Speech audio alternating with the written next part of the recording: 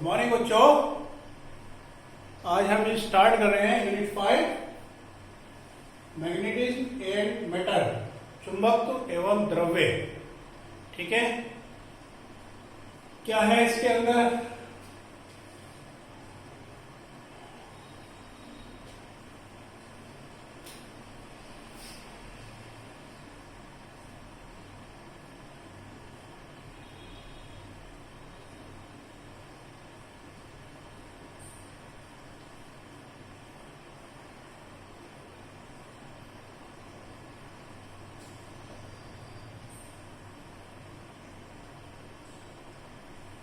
चुंबकीय द्विध्रुव।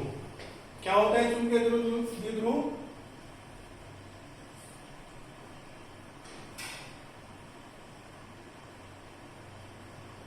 यदि हम परिमाण में समान किंतु विपरीत प्रकृति के दो चुंबकीय ध्रुव एक दूसरे से कुछ दूरी पर रखें तो इस प्रकार के विन्यास को हम क्या बोलते हैं? चुंबकीय द्विध्रुव। इससे पहले हमने पढ़ा था वैद्युत द्विध्रुव।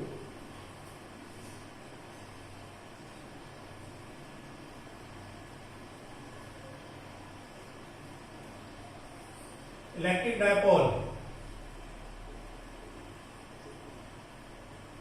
यूनिट 1 के अंदर, इसके अंदर क्या था?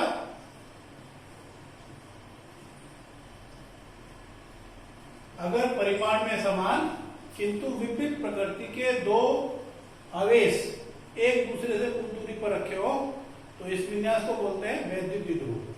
यहाँ पे क्या है? चुंबकीय द्विध्रुव। तो इसकी डेफिनेशन इसी की सिमेट्री में है कि अगर समान किंतु विपरीत प्रकृति के दो चुंबकीय ध्रुव एक दूसरे से कुछ दूरी पर हो तो इस विन्यास को हम क्या बोलते हैं?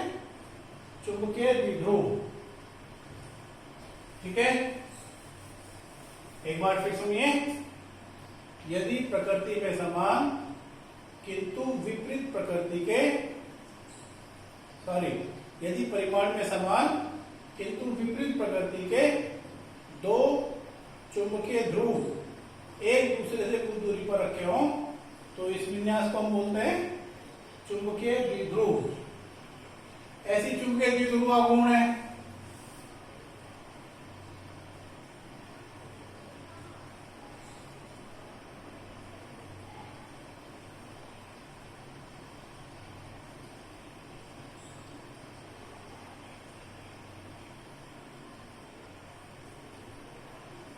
चुंबकीय द्विध्रुव आघूर्ण, मैग्नेटिक डायपोल मोमेंटम। तो यहां इसको रिप्रेजेंट करता है m से, बराबर होता है m × 2l। ये m क्या है? चुंबकीय ध्रुव की प्रबलता है ना, स्ट्रेंथ है। नॉर्थ पोल और साउथ पोल है तो उसकी स्ट्रेंथ को हम कैसे रिप्रेजेंट करते हैं? स्मॉल m से। तो कैसे बोलेंगे? किसी एक चुंबकीय ध्रुव की प्रबलता व दोनों ध्रुवों के बीच की दूरी 12 क्या है? इनके बीच की डिस्टेंस है। किसी एक चुंबकीय ध्रुव की प्रबलता व दोनों ध्रुवों के बीच की दूरी के गुणनफल को चुंबकीय द्विध्रुव कहते हैं, चुंबकीय द्विध्रुव आघूर्ण कहते हैं। ओके, फिर सुनिए एक बार। यहाँ पे स्मॉल m क्या है?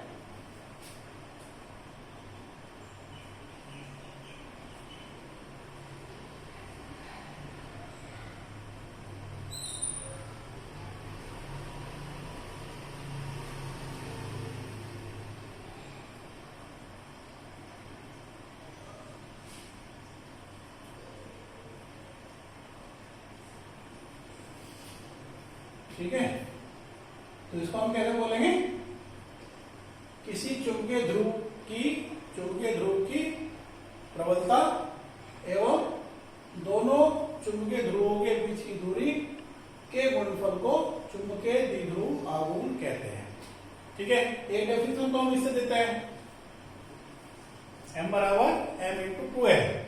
ठीक है, ये चुंबकीय द्विध्रुव आघूर्ण है, ये चुंबकीय ध्रुव की प्रबलता है, strength of the magnetic field, magnetic pole. ठीक है, 12 क्या है? उनके बीच की दूरी है।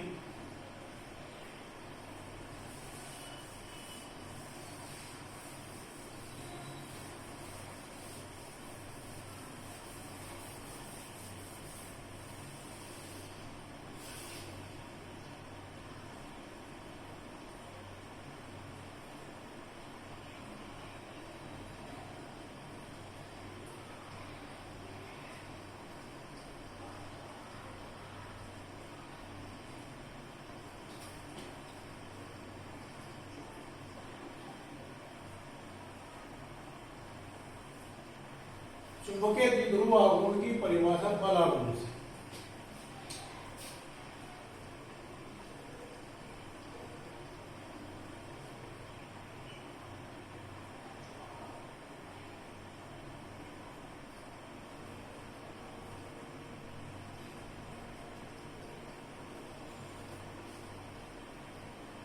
वहां जो फॉर्मूला था वो था टॉ बराबर पीई साइन थीटा, है ना।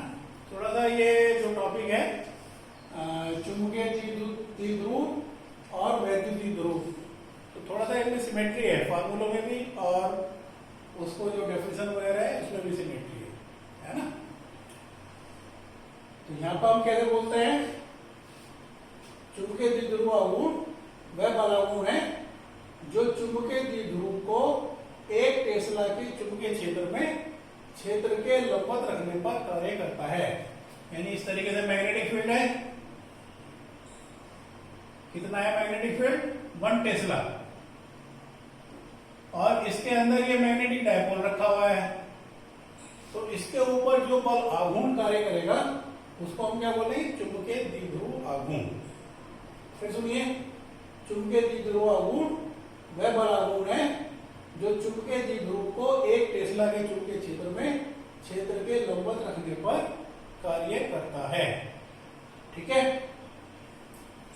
ओके।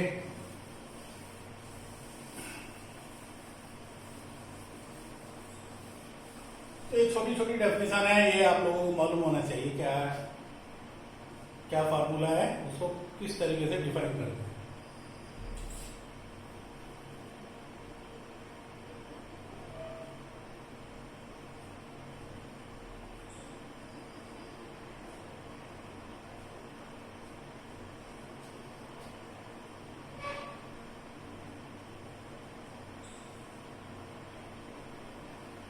चुंबकीय आघूर्ण का मात्रक, चुंबकीय आघूर्ण बोल दीजिए या चुंबकीय द्विध्रुव आघूर्ण बोल दीजिए, एक ही बात है।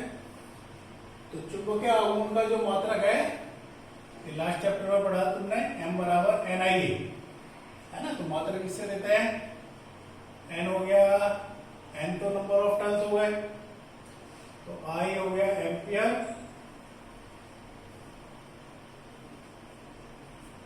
तो चुंबकीय आघूर्ण का मात्रक हो गया एम्पियर मीटर स्क्वायर। राशि सदिश राशि है और इसकी डायरेक्शन होती है साउथ पोल से नॉर्थ पोल की ओर।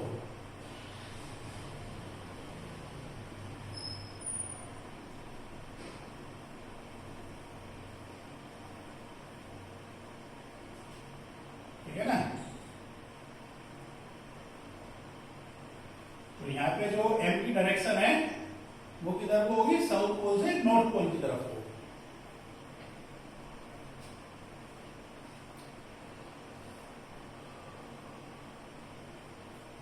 ओके,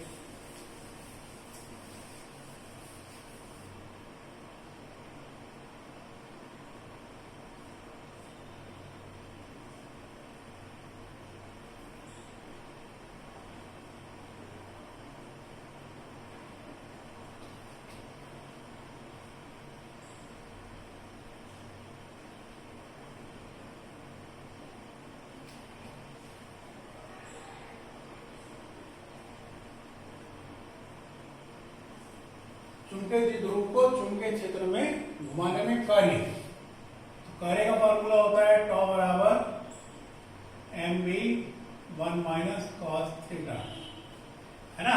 वहां पे क्या फॉर्मूला था, w बराबर pe 1 माइनस कॉस थीटा। एक इसकी स्थिति ऊर्जा भी पता होनी चाहिए तुम्हारे को।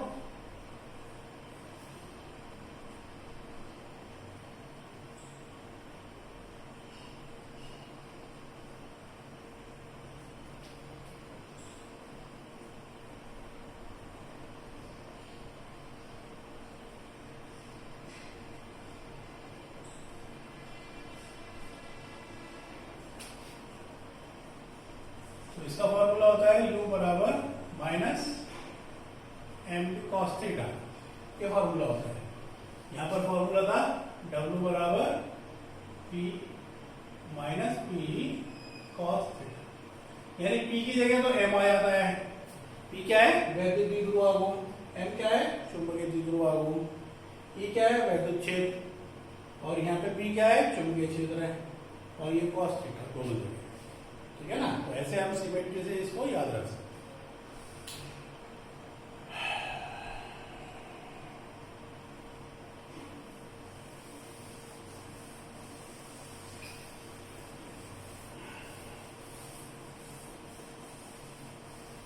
और एक पॉइंट,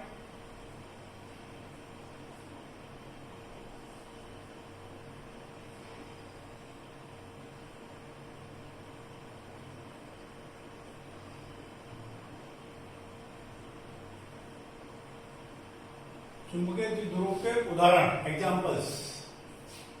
तो एक तो छड़ चुंबक हो गया, छड़ के रूप में होती है मैग्नेट, देखे होगे आपने। धारावाही लूप, धारावाही लूप भी जो है एक मैग्नेट की तरह वर्क करता है। जब उसके अंदर करंट बहती है लूप के अंदर, तो इसके अंदर एक सिरा नॉर्थ बन जाता है, एक सिरा साउथ बन जाता है।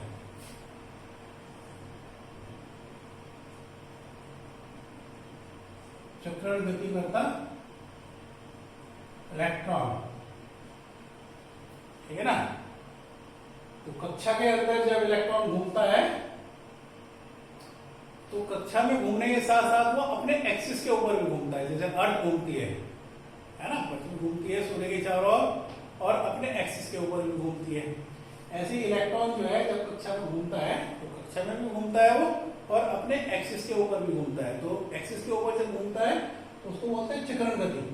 तो चक्रण गति करता हुआ इलेक्ट्रॉन जो है एक धारावाही लूप की तरह होता है और उसका चुंबकीय आघूर्ण होता है। तो चक्रण गति करता हुआ इलेक्ट्रॉन क्या होता है? स्मॉल मैग्नेट की तरह होता है। Okay,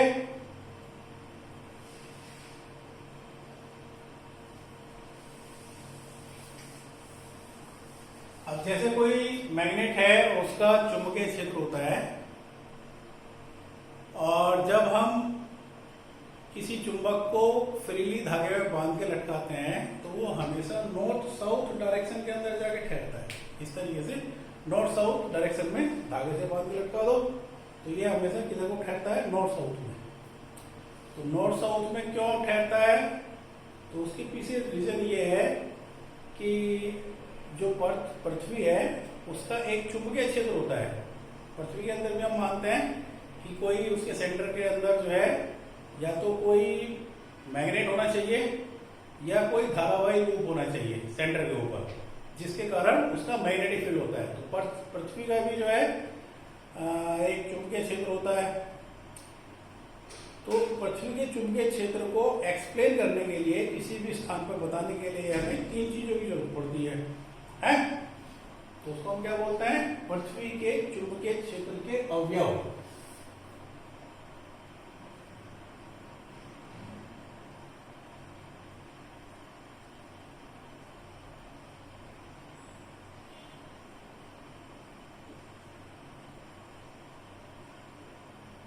element of earth magnetic field, element of earth magnetic field. तो कौन कौन सी चीजें हैं? दिक्पात कोण, सेकेंड वन इज नति कोण, थर्ड वन इज पृथ्वी के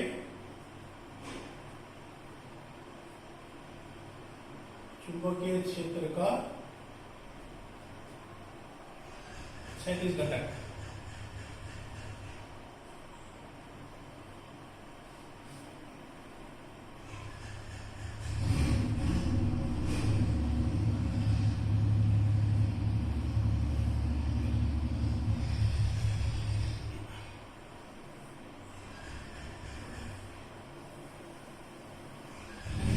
ऐसे ये अर्थ है नॉर्थ साउथ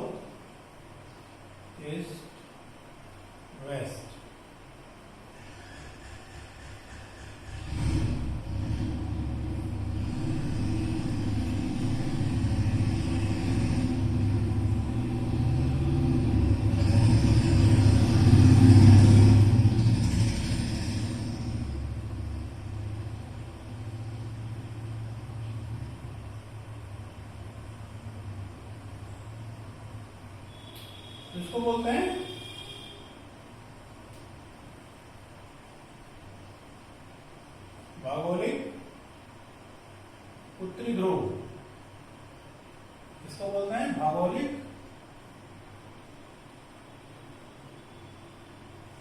दक्षिणी ध्रुव। ठीक है, ये है ज्योग्राफिकल नॉर्थ, ये है ज्योग्राफिकल साउथ। इससे लगभग 11.5 डिग्री के ऊपर हम ये मानते हैं कि अर्थ के सेंटर में एक मैग्नेट होनी चाहिए और उसकी पोजीशन ये होनी चाहिए। ठीक है, लगभग 11.5 डिग्री के ऊपर होता है ये।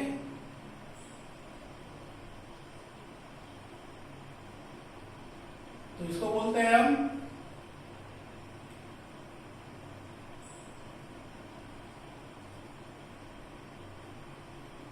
चुंबकीय उत्तरी ध्रुव, और इसको बोलते हैं चुंबकीय दक्षिणी ध्रुव। तो ये मैग्नेटिक नॉर्थ है, ये मैग्नेटिक साउथ है। फिर सुनिए, दिस इज ज्योग्राफिकल नॉर्थ, ये ज्योग्राफिकल साउथ, ये मैग्नेटिक नॉर्थ, ये मैग्नेटिक साउथ। तो इस वाली लाइन को हम बोलते हैं चुंबकीय यानी उत्तर, मैग्नेटिक मेरिडियन।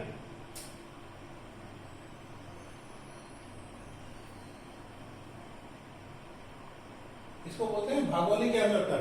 ठीक है, ज्योग्राफिकल मेरिडियन। इस वाली लाइन को बोलते हैं चुंबकीय यानी उत्तर। फिर सुनिए, ये भौगोलिक यानी उत्तर है, ये चुंबकीय यानी उत्तर है। ठीक है, फिर सुनिए, ये भौगोलिक यानी उत्तर है, ये चुंबकीय यानी उत्तर है। अब ये जो दो प्लेन है, इनको जो है पृथ्वी के अंदर से अगर हम काट के निकालें,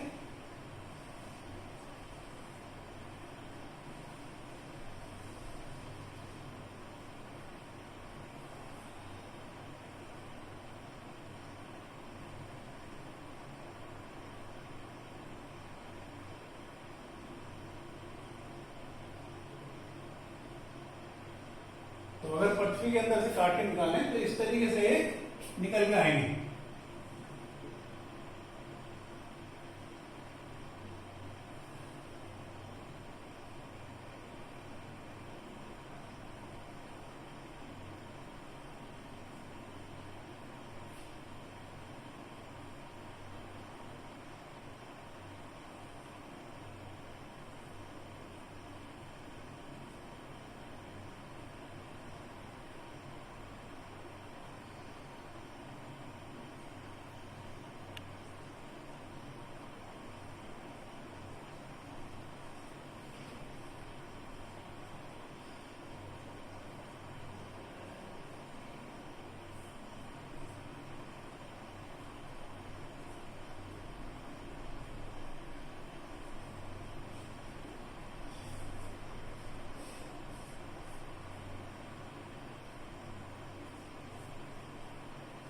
तो अगर अर्थ में से हम काट के निकालते हैं इसको और इसको, तो इस तरह की पिक्चर जो है हमारे को मिलेगी। ठीक है, ये चुंबकीय यानी उत्तर है जिसके अंदर ये मैग्नेट है, और ये भौगोलिक यानी उत्तर है। ये अर्थ का मैग्नेटिक फील्ड की डायरेक्शन है, साउथ से नॉर्थ की तरफ को। ठीक है, ये अर्थ का मैग्नेटिक फील्ड है। अब अगर अर्थ के मैग्नेटिक फील्ड को हम घटकों में विभाजित करें, तो ये वाला घटक हो गया हमारा क्षैतिज घटक H बराबर BE cos थीटा। ये जो मैग्नेटिक फील्ड है, चुंबकीय क्षेत्र है, इसको घटकों में विभाजित कर रहा हूं। तो ये क्षैतिज घटक है H बराबर BE cos थीटा, और ये ऊर्ध्वाधर घटक। ठीक है, यानी पृथ्वी का जो चुंबकीय क्षेत्र होता है किसी भी स्थान के ऊपर, वो दो घटकों में विभाजित रहता है इस तरीके से, है ना। ये अर्थ का मैग्नेटिक फील्ड है। अब ये जो अर्थ का मैग्नेटिक फील्ड है, ये दो घटकों में विभाजित रहता है। ये क्षैतिज घटक है और ये ऊर्ध्वाधर घटक। क्षैतिज घटक की जो डायरेक्शन होती है वो हमेशा नॉर्थ साउथ रहती है। तो अगर किसी मैग्नेट को हम धागे में बांध के फ्री लटकाते हैं, तो इस क्षैतिज घटक के कारण वो हमेशा किधर को ठहरता है, नॉर्थ साउथ। ठीक है? इसके साथ वो इसके समांतर रहता है, ये पोजीशन होती है। तो ये अर्थ का मैग्नेटिक फील्ड है, इसको दो घटकों में विभाजित कर लिया। ये क्षैतिज घटक है और ये ऊर्ध्वाधर घटक है। क्षैतिज घटक की जो डायरेक्शन होती है वो हमेशा किधर को होती है, नॉर्थ साउथ। ठीक है, अब ये हमारा दिक्पात कोण है, ये नति कोण है, यानी दिक्पात कोण को हम रिप्रेजेंट करते हैं अल्फा से और नति कोण को रिप्रेजेंट करते हैं थीटा से। तो इनको कैसे डिफाइन करेंगे हम, इंपॉर्टेंट डेफिनेशन है। तो दिक्पात कोण की डेफिनेशन क्या होगी, ये यानी भौगोलिक पृथ्वी के किसी स्थान पर भौगोलिक यान्योत्तर व चुंबकीय यान्योत्तर के बीच के कोण को, यानी ये वाला एंगल, भौगोलिक यान्योत्तर व चुंबकीय यान्योत्तर के बीच के कोण को दिक्पात कोण कहते हैं। नति कोण क्या है, ये वाला है थीटा। तो इसको कैसे डिफाइन करेंगे, पृथ्वी के किसी स्थान पर चुंबकीय यान्योत्तर में चुंबकीय क्षेत्र की दिशा और पृथ्वी की क्षैतिज दिशा के बीच के कोण को नति कोण कहते हैं। फिर सुनिए दिक्पात कोण की डेफिनेशन, पृथ्वी के किसी स्थान पर भौगोलिक यान्योत्तर और चुंबकीय यान्योत्तर के बीच के कोण को दिक्पात कोण कहते हैं। ये नति कोण है, पृथ्वी के किसी स्थान पर चुंबकीय यान्योत्तर में, चुंबकीय यान्योत्तर के अंदर है ये, चुंबकीय यान्योत्तर में चुंबकीय क्षेत्र की दिशा और क्षैतिज दिशा के बीच के कोण को नति कोण कहते हैं। Got it? अब कुछ इंपॉर्टेंट पॉइंट है। ये हो गया तुम्हारा चुंबकीय अक्ष, चुंबकीय यान्योत्तर, ठीक है। और ये पोजीशन तुम्हारी हो गई चुंबकीय निरक्ष। तो अगर कोई मैग्नेट तुम लेके यहां पर हो इस पोजीशन के ऊपर, तो इस पोजीशन के ऊपर जो मैग्नेट की पोजीशन होगी वो हमेशा कैसी होगी, पृथ्वी के समान होगी। ठीक है, बिल्कुल ऐसे क्षैतिज होगी, क्षैतिज दिशा, और यहां पे भी क्षैतिज दिशा होती है। अब अगर तुम इस पोजीशन से इधर को चलोगे तो उसका एक सिरा जो है झुकता चला जाएगा, इस तरीके से झुकता चला जाएगा। और जब तुम इसको लेके यहां पर पहुंचोगे चुंबकीय उत्तरी ध्रुव के ऊपर, तो यहां पर ये मैग्नेट तुम्हारी इस तरीके से वर्टिकल खड़ी हो जाएगी, वर्टिकल पोजीशन होगी इस तरीके से। यानी ये जो साउथ है ये इसके नॉर्थ को अट्रैक्ट कर लेता है। ठीक है, तो यहां पे जो नति कोण है वो कितना हो जाता है, 90 डिग्री।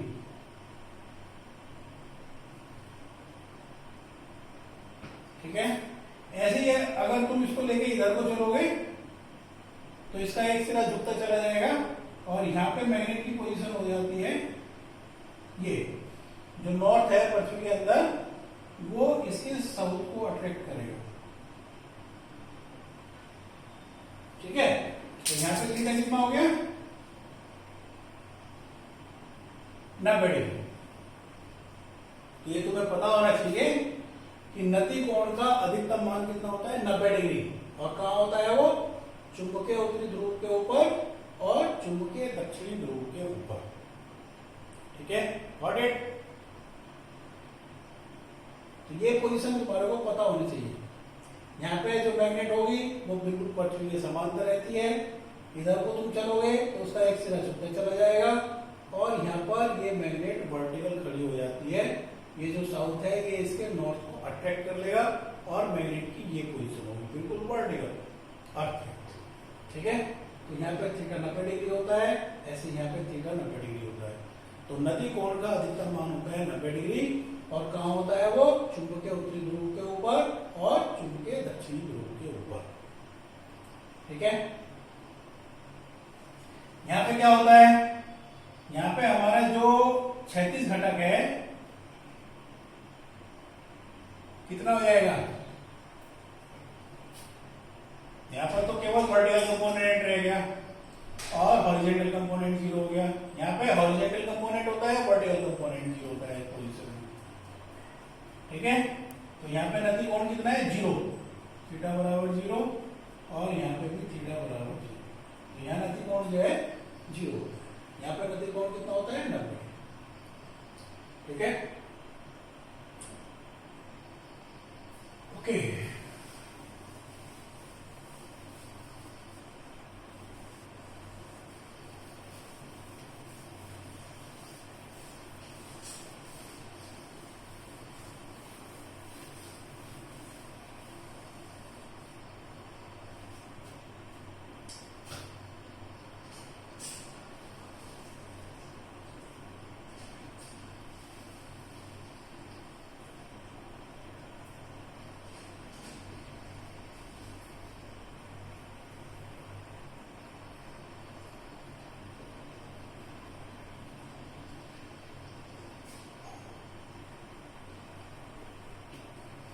पृथ्वी के चुंबकीय क्षेत्र को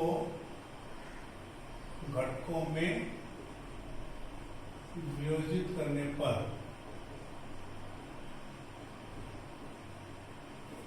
ये जो इस अर्थ मैग्नेटिक फील्ड है, इसको हमने घटकों में वियोजित कर लिया। ये 36 घटक है, ये ऊर्ध्वाधर घटक है। तो 36 घटक हो गया H बराबर B cos थीटा।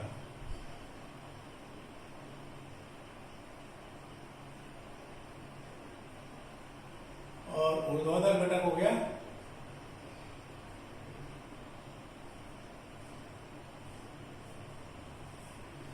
वर्ग करके जोड़िए।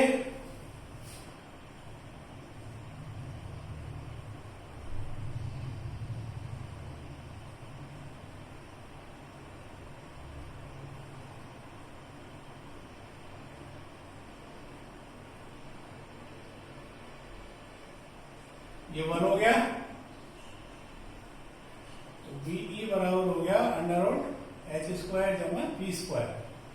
ठीक है, तो अर्थ का मैग्नेटिक फील्ड कितना होता है किसी भी स्थान के ऊपर?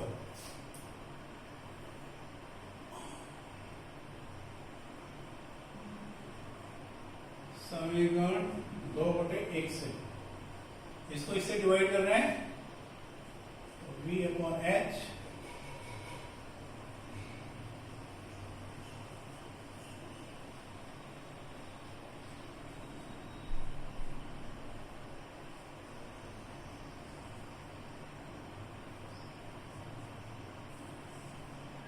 तो पृथ्वी के किसी भी स्थान के ऊपर इतना मैग्नेटिक फील्ड होता है।